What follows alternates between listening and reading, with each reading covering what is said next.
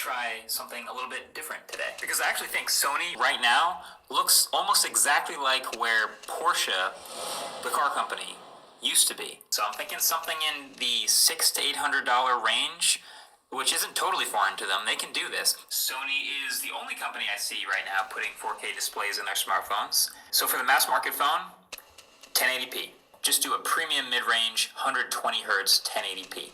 And I'd also like to make it a bit smaller. This is a 6.5-inch display, which, like I said, is on the larger side, a better automatic camera. Now, it's specifically automatic, so that when you reveal the phone, as soon as that hype wave starts to crest, people can buy it. And Sony has done it again. Sony has just announced their new one, the 6th one, and you can pre-order it today and get it in early June. That's just around 3 weeks lead time and probably the quickest turnaround we've ever seen on an Xperia 1 launch. The price on release day is $12.99 here in the UK, $13.99 in Europe, and probably somewhere around that price point in the US. Color options are black, platinum silver and khaki green. ROM and RAM options are 12GB RAM with either 256GB storage or 512. And it does seem like Sony has taken one step back, but 3 steps forwards this time on the Mark VI. And I've been using this for around 10 days now as my full-time phone, and there's a couple of things that have been an absolute game changer for me. And based off of the intro of this video, you might be wondering, did Sony take MKBHD's advice to heart? Well, let's see. The 21:9 aspect ratio is gone, the screen is now shorter, which was one of MKB's requests, and it's also a bit wider. It's now a 19.5:9 aspect ratio. It's a 6.5-inch display, which is better suited for social media video content, and Sony's Bravia software that uses AI for video upscaling and visual enhancements is in play. Now, if you're familiar with the 1 Mark V and its 4K AMOLED, well, when I tell you about this next big change, you might be like, oh man, oh God, oh man, oh God. The display is now a Full HD Plus LTPO AMOLED, and that might sound like a downgrade. Well, it is and it isn't.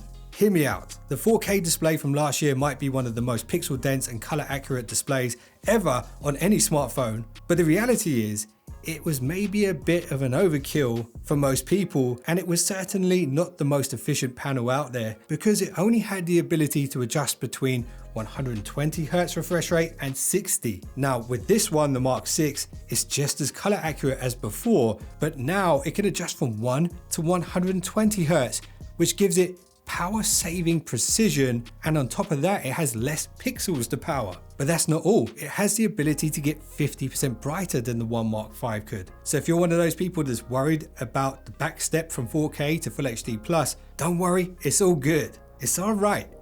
Everybody chill.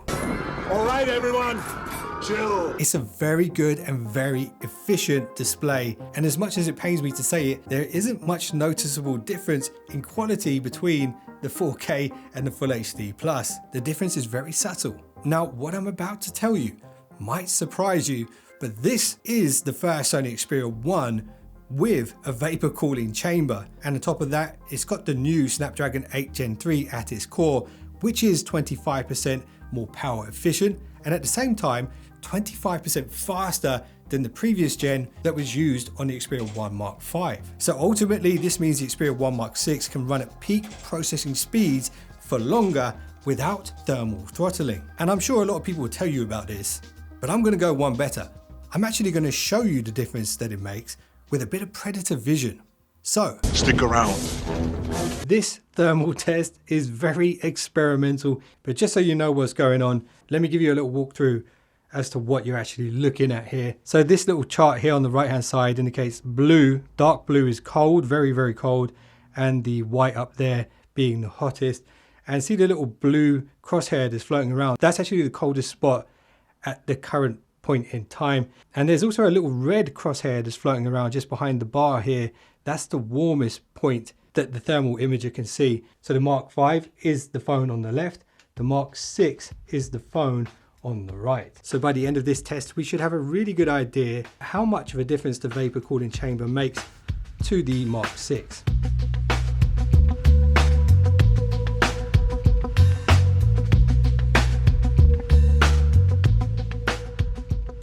what you can see here is the Xperia 1 Mark 5 is significantly hotter in the top right corner, and that vapor cooling chamber has dispersed that heat a lot more. So the fact that the 1 Mark 6 runs so cool makes it even better for gaming on. The Qualcomm chip that it uses brings all the Snapdragon Elite gaming features to the table, for example ray tracing, global light illumination, frames per second optimizer, and variable refresh rates. And Sony's Game Enhancer makes everything easy to access. You can quickly adjust the touch sensitivity, change the performance profiles, and you can even use HS pass-through to bypass the battery charging when wired into a power supply, which keeps the device even cooler than it already is. And that really is just the tip of the iceberg when it comes to gaming features. One little criticism from me though is I wish the shutter button could be mapped as a screen input. It can be remapped for various other things, but at this point in time, you can't set it up to work as a trigger in games like PUBG or Call of Duty, for example. Anyway, let's talk about the biggest game changer that I've noticed whilst using the Xperia 1 Mark 6 over the past 10 days. The tagline for this phone is "with power," which was just like me after 3 coffees at 2 AM in the morning when I got up to film the Xperia 1 Mark 6 blind camera test video in central London. But the tagline is really in reference to the upgraded power efficiency, but also in reference to the upgraded higher density 5000 mAh battery. Again, it's one thing to just reel these details off the spec sheet, but once again, I think it's probably better to show you how good it is.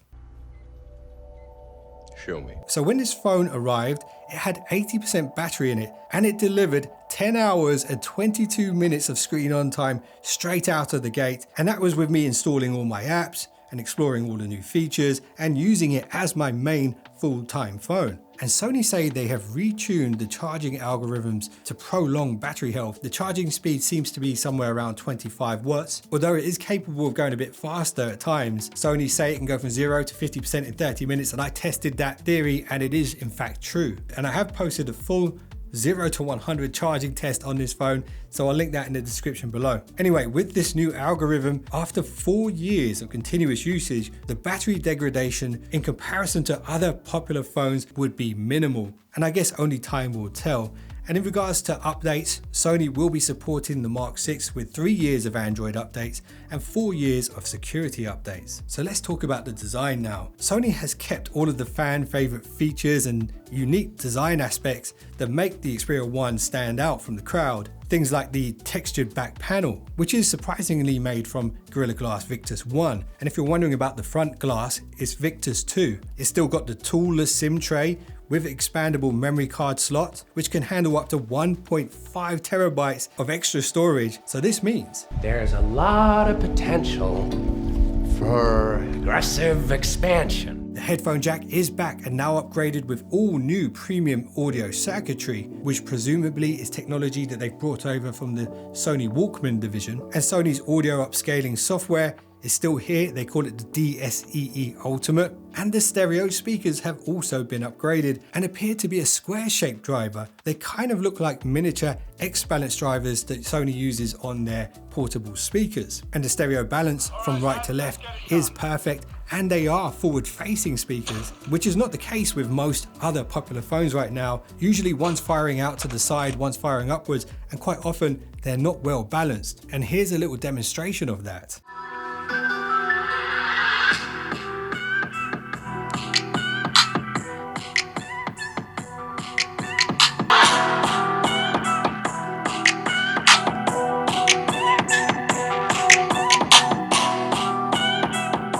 It still supports wireless charging and reverse wireless charging, and this one is still sealed up to achieve the official IP6568 rating. The side-mounted fingerprint reader is still Sony's unlock method of choice, with a double tap here being a quick launch for the camera, which I wish could be remapped for something more useful like the Google Wallet, because it's kind of pointless when you've got a superior option in the form of a dedicated shutter button for quick launching the camera. And this button also allows you to half push for focusing and full push for snapping photos and starting videos. And when it comes to the camera, it's still got the Zeiss T-Star optics, which reduces lens flares and glares and chromatic aberrations. Anyway, this brings me nicely onto the second biggest game changer. It is Sony's new camera auto mode, another box that's been ticked on MKB's wish list. So instead of the 4 separate apps that we saw in the Mark V, it seems like one of the big bosses at Sony must have watched Marquez's video and put their foot down and said, "There can be only one." Photo app. Anyway, here's what you need to know about the camera upgrades. All the cameras show better HDR performance, and this is likely due to the Snapdragon 8 Gen 3's upgraded image signal processing combined with Sony's new software. And I say this because the primary camera is still using the same Sony 52 megapixel stacked X-T sensor that we saw last year on the Mark V. And the telephoto and the ultra wide also both use the same 12 megapixel 1/3.5 Exmor RS sensor that we saw on the Mark V. So the sensors are the same, but the biggest difference now is the use of more camera AI. So this one has improved AI for human and animal autofocus, as well as upgraded AI for white balance, exposure, depth sensing, and subject recognition. And to make this even better as a point and shoot camera, one new addition that will help to achieve this is the new AI human pose estimation software. This has the ability to predict your next move before you've even thought about it. And this is a feature that's been worked on and brought over by the Sony Alpha team. So that's the software upgrades, and there is one big hardware upgrade when it comes to camera. It is the redesigned 85 to 170mm lossless zoom lens, which has a floating lens element that can slide to physically adjust the focal length on that telephoto camera. Now, I know what you're going to say. Let me see.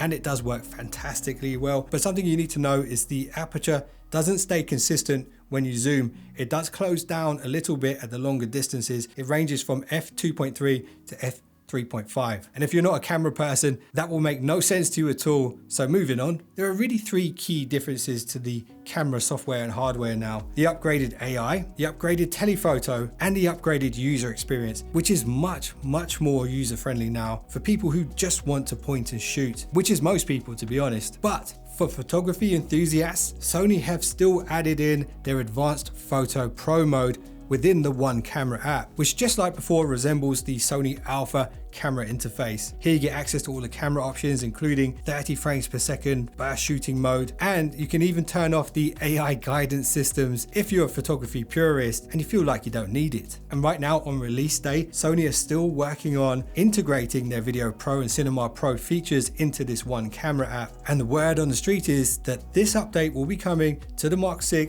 in autumn 2024. Now, while Sony has designed this to be easier to use for everyone, their killer features that have been specifically designed with content creators in mind are still available if you want to use them. For example, the display has this Sony Cine Ultra calibrated creator mode and the external monitor feature, so you can literally plug in your phone into an Alpha camera and turn it into a proper field monitor, and it can even act as a field monitor / full HD recorder, which is the perfect backup if you happen to forget your memory cards for your big camera. Also, if you're a live streamer, you can use your mobile data to stream content from your full frame or APS-C mirrorless camera, and I don't think this feature is even possible on any other phone in the market right now. And then there's the Sony Creator app, which is incredible if you do own a Sony Alpha or FX camera, as it gives you the option to control them remotely, which is something that I've been personally using a lot lately. And something about this one, it's not exclusive to the Xperia, it's actually available on all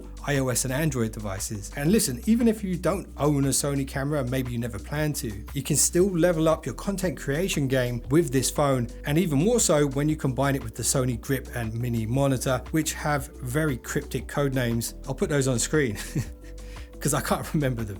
And this is actually what I used when filming my top London photo spots Xperia 1 Mark VI camera test video. I'm still working on the title for that video. You guys got any suggestions for me?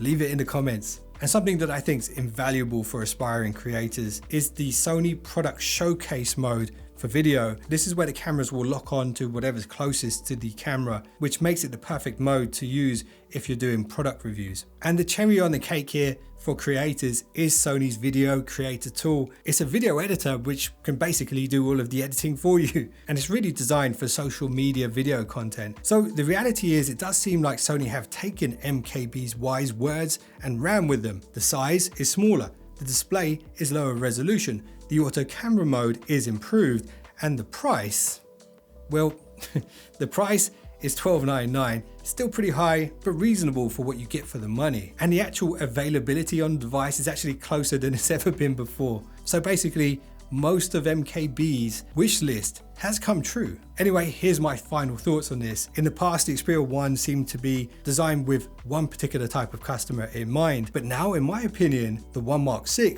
is a great option for a lot more people, and even more so if you're already familiar with the Android experience and ecosystem. In fact, this is likely the cleanest and closest to stock Android experience on any phone other than Google's own Pixel devices, with the main difference here being Sony's design and build quality, plus the access you get to all of Sony's exclusive creator tools. So to sum this up, you shouldn't underestimate this one's power. This is one for all, and at the same time, all for one. Now, if you want to see what this camera system is truly capable of, I literally took this into central London at the crack of dawn to take photos of some of the most popular locations in London. That thumbnail's on screen right now. I appreciate you guys for watching this one. If you just subscribed, you're now one of the finest subscribers known to man, and I will see you in the next one. Don't be late.